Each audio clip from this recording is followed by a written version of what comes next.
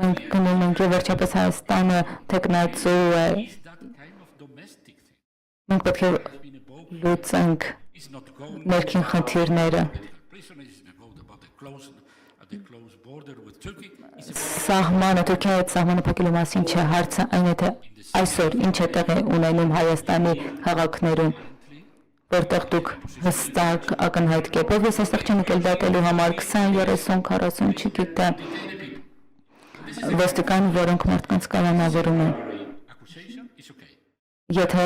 օրինակ կաշառքի համար է, բայց եթե իրանց կարծիքի համար են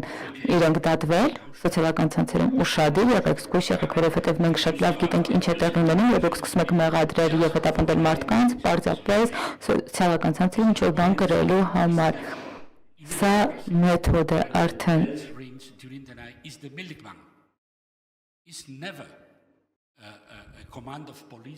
Երբևէ մեկ անձի անգամ ժողովրդավարության մեջ չի կարելի բանտարկել։